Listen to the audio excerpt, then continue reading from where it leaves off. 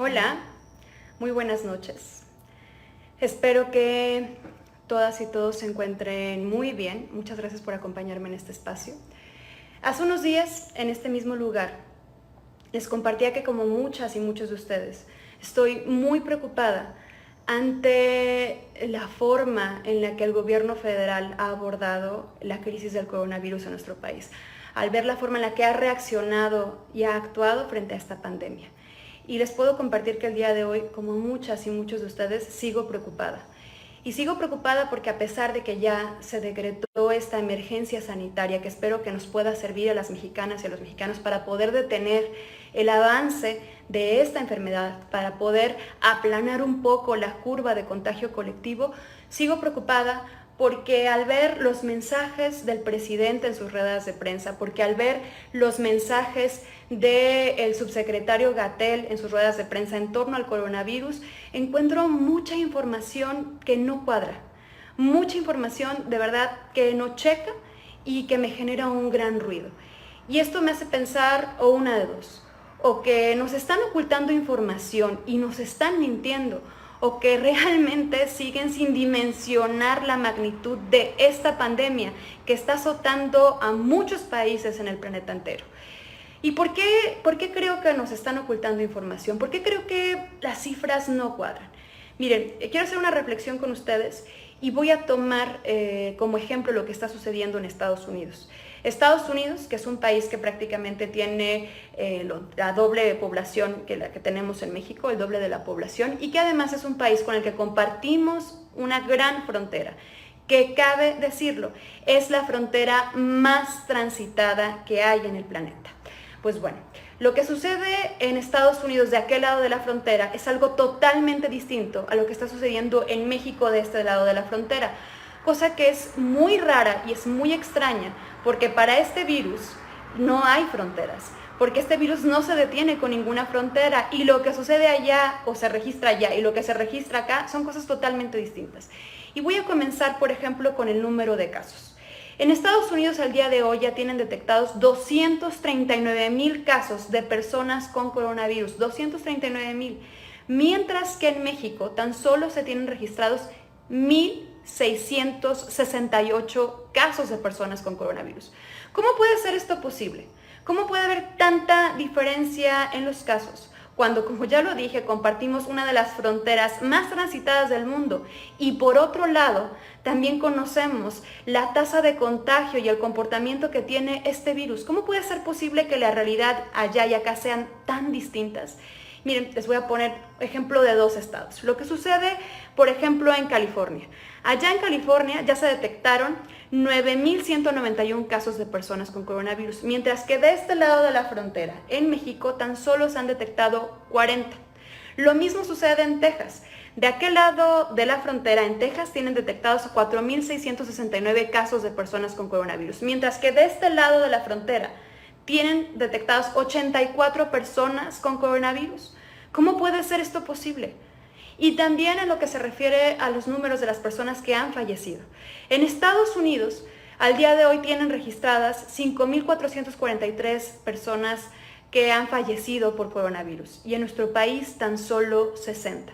Esto de verdad es muy preocupante y es sumamente preocupante porque pareciera que están maquillando los números. A mí me preocuparía muchísimo que en lugar de registrar a las personas que han perdido la vida por coronavirus, los registren, por ejemplo, por casos como neumonía atípica. Eso sería un grave error y sería estarle mintiendo a los mexicanos. ¿Por qué me preocupa también? Porque todavía el día de ayer el gobierno federal decía que en México estábamos preparadas y preparados para hacerle frente a esta crisis, que teníamos todo el equipo necesario y los insumos necesarios. ¿De verdad? Yo creo que no estamos preparados ni preparadas. Y voy a poner nuevamente el caso de Estados Unidos para que veamos todo lo que nos hace falta para poder hacer frente a esta crisis. México, datos oficiales, México tiene 5,500 ventiladores. Los ventiladores son sumamente indispensables en esta enfermedad. ¿Por qué? Porque se dice que el 5% de las personas que contraen coronavirus van a requerir de un ventilador para poder respirar. Pues bueno, en México solo tenemos 5,500. en Nueva York, en un estado solo que representa más o menos lo equivalente a la zona metropolitana de la Ciudad de México, solo en ese estado requieren 30,000 respiradores, 30,000 para un estado, y México tiene 5,500 para todo el país. Por supuesto que no estamos preparadas ni preparados para hacer frente a esta situación. Miren, ¿qué me preocupa? Que cuando se detone la curva de contagio más fuerte, cuando las personas empiecen a requerir estos insumos, no los tengan. Y si las personas que requieren ventiladores no los tienen, van a morir. Y eso es sumamente grave. Voy a retomar otro caso, que también me preocupa, que nos digan que teníamos todos los insumos. No es cierto, no estamos preparados y no tenemos los insumos. Y me refiero a lo que están viviendo todo el personal de salud, ese personal que está en el frente de batalla y está ahí frente a la batalla sin fusil, porque no tiene ni siquiera lo básico para poder atender esta enfermedad que es viral y que es altamente transmisible. No tienen ni siquiera cubrebocas, no tienen guantes, no tienen medicamentos. No lo digo yo, revisen todas las denuncias que hay a través de las redes sociales de doctoras, de doctores, de enfermeras, de enfermeros que están denunciando no tener el equipo necesario para poder hacer frente a esta situación y para poder atender a los enfermos y las enfermas de coronavirus. Y aquí voy a remitirme a otro gran error que estamos teniendo en nuestro país. Las pruebas. Miren, en México, para todo el país, tenemos 9,000 pruebas. Y no han anunciado cuántas pruebas más vamos a comprar. Mientras tanto, regreso a Estados Unidos. Estados Unidos hoy declaró que va a aplicar 100,000 pruebas diarias. 100,000 pruebas diarias para detectar a las personas que tienen coronavirus. 100,000 diarias contra 9,000 para todo el país. ¿Qué vamos a hacer en México? Y hay quienes se preguntan por qué es tan importante hacer pruebas, porque hacer pruebas nos permite ubicar a las personas que están enfermas para que se les apliquen los protocolos, para que tengan el aislamiento indicado y que no pongan en peligro la vida ni la salud de otras personas. En esto y en todo el manejo que ha tenido la crisis del coronavirus, me sumo a los esfuerzos que ha hecho el gobierno de Jalisco, el gobernador Alfaro, y respecto a las pruebas, por supuesto que como él lo dice, México tiene que hacer pruebas, pruebas y más pruebas. Y necesitamos que el gobierno federal permita la importación de pruebas rápidas para poder atender esta situación. Más pruebas es igual a más vidas. Y miren, ¿cómo es posible que si tuvimos tanto tiempo, al menos 3 meses para prepararnos como país, estemos hoy así, en esta situación? Yo les pregunto, ¿de verdad actuó como debió de haber actuado el gobierno federal? ¿Se preparó lo necesario? ¿Se equipó como debería? Yo creo que no. O si no, ustedes mismos juzguen, contrasten las cifras, contrasten los números, vean lo que está sucediendo en otros lugares y cómo estamos reaccionando en este país. Pero ¿saben qué? Creo que a pesar de todo, todavía hay cosas muy importantes que puede hacer el gobierno federal. Cosas muy importantes para poder frenar esta crisis o por lo menos atenderla de la mejor manera. ¿Y qué es lo que podría hacer ahorita el gobierno federal? Lo mejor que podría hacer, por ejemplo, es detener la construcción de sus proyectos estratégicos, detener la construcción del Tren Maya, detener la construcción de Santa Lucía y de Dos Bocas y utilizar todo ese dinero para salvar vidas. Nada más para que se den una idea, el Tren Maya requiere 175,000 millones de pesos, Santa Lucía 172,000 millones de pesos, Dos Bocas 200,000 millones de pesos. ¿Qué tal si utilizamos todo ese dinero para equipar los hospitales, para tener todos los ventiladores necesarios, para tener todos los insumos, el medicamento y los instrumentos que requerimos para hacer frente a esta crisis?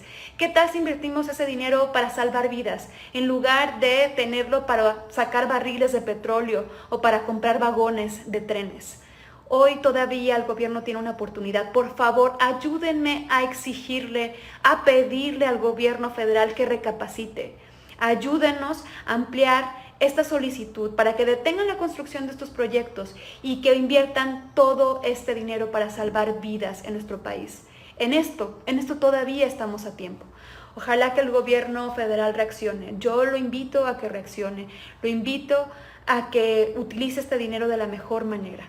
Todavía podemos hacer algo. Lo que está en juego es la vida de muchas personas, es la salud de millones y millones de mexicanas y mexicanos. Ojalá que el gobierno recapacite. Y les pido una vez más, ayúdenos a compartir este video, ayúdenos a que más personas alzan la voz y ayudemos a que el gobierno federal recapacite y utilice ese dinero para el bien de todas y de todos. Y ya solo para terminar, quiero agradecer a los verdaderos héroes y las verdaderas heroínas de esta batalla, a todos los doctores, las doctoras, las enfermeras, los enfermeros y a todo el personal de salud que está ahí frente a esta batalla, que está dando lo mejor que puede, que está dando su vida para salvar la vida de las mexicanas y los mexicanos. De corazón, gracias. Todo México estamos con ustedes. Muy buenas noches.